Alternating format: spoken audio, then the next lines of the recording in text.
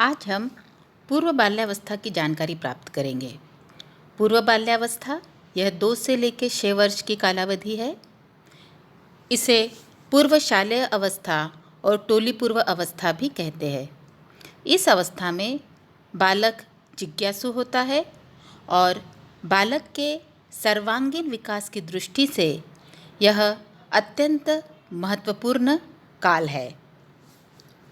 आज हम पूर्व बाल्यावस्था की विशेषताओं को जानेंगे। तो आइए जान लेते हैं कि पूर्व बाल्यावस्था की विशेषताएं क्या है। पूर्व बाल्यावस्था की सबसे पहली विशेषता है कि यह समस्यात्मक आयु है। दूसरी पूर्वशालीय अवस्था है। तीसरी जिज्ञासा की अवस्था है। चौथी विशेषता यह टोली पूर्व अवस्था है। पांचवी यह अनुकरण की अवस्था है। छठी नेतृत्व की अवस्था है और सातवीं विशेषता है कि यह टॉय एज है, अर्थात खिलौनों से खेलने की अवस्था है। तो सबसे पहले हम सबसे पहली विशेषता को समझ लेंगे। पूर्व बाल्यावस्था की सबसे पहली विशेषता है कि पूर्व बाल्यावस्था समस्यात्मक आयु का काल है। पालक की दृष्टि से यह समस्यात्मक आयु का काल है क्योंकि इस अवस्था में कुछ समस्याएं शारीरिक तो कुछ व्यवहार संबंधी होती है। साथ में दिए चित्र में आप देख रहे हैं कि बालक जो है इस आयु में जिद्दी हो जाता है। आज्ञा का पालन न करना, हर बात को नकारना, डरना आदि व्यवहार बालक में देखने मिलते हैं और इसीलिए पालकों के लिए यह आयु समस्यात्मक आयु है। इस आयु में बालक को खिलौनों के प्रति बहुत आकर्षण होता है, जिस कारण वे सदा नए नए खिलौनों की मांग करते हैं। उनकी खिलौनों की भूख बढ़ती ही जाती है, जो पालकों के लिए बहुत त्रासदायक होता है। और यदि पालक बच्चों को उनके द्वारा की गई किसी भी गतिविधि के ऊपर यदि विरोध दर्शाते हैं तो इस विरोध दर्शाने पर बालक में व्यवहारात्मक समस्याएं देखने मिलती है, जैसे बिस्तर गीला करना, गुस्सा करना, अंगूठा चूसना, अन्य व्यक्तियों को मारना या काटना। और इसीलिए पालकों की दृष्टि से पूर्व बाल्यावस्था यह समस्या की आयु है। इसकी दूसरी विशेषता है कि पूर्व शालेय अवस्था है। शिक्षा शास्त्रियों ने इसे पूर्व शालेय अवस्था कहा है क्योंकि औपचारिक शिक्षा प्रारंभ करने की पूर्व तैयारी इस आयु में की जाती है।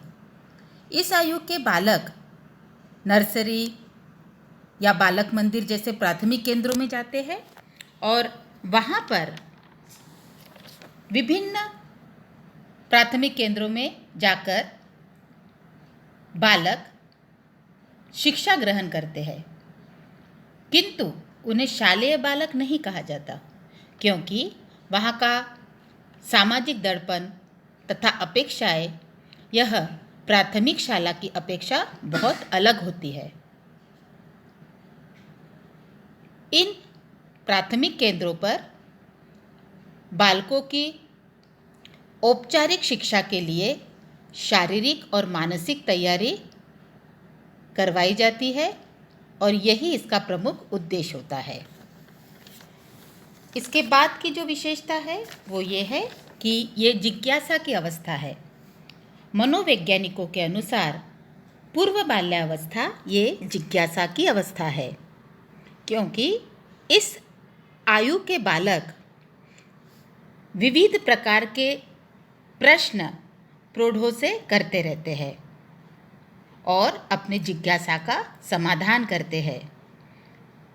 अपनी जिज्ञासा पूर्ण करने हेतु बालक उनके आसपास के व्यक्ति, वस्तु तथा वातावरण से संबंधित अनेक प्रकार की जानकारी प्राप्त करने हेतु अनेक प्रकार के प्रश्न करते हैं और इसीलिए मनोवैज्ञानिकों ने इस अवस्था को जिज्ञासा की अवस्था कहा है। इसके अलावा मनोवैज्ञानिकों ने इसे प्री गैंग एज भी कहा है, जिसे टोली पूर्व अवस्था कहते हैं।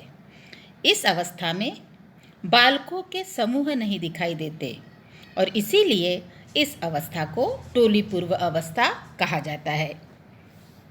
इसकी अगली विशेषता है कि पूर्व बाल्यावस्था अनुकरण की अवस्था है। 3 से 6 वर्ष का बालक अनुकरण प्रिय होता है। उसके आसपास के व्यक्ति तथा बालकों की क्रियाओं का वह अनुकरण करता है और मुख्यतः उसके जो प्रिय व्यक्ति है, जैसे उसके माता पिता, भाई बहन आदि के व्यवहार, भाषा, क्रिया और भावनाओं का वह अधिक अनुकरण करता है।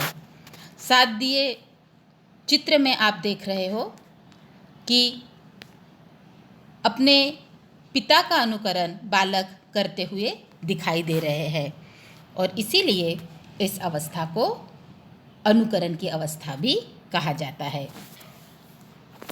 इसकी अगली विशेषता है कि पूर्व बाल्यावस्था नेतृत्व करने की अवस्था है।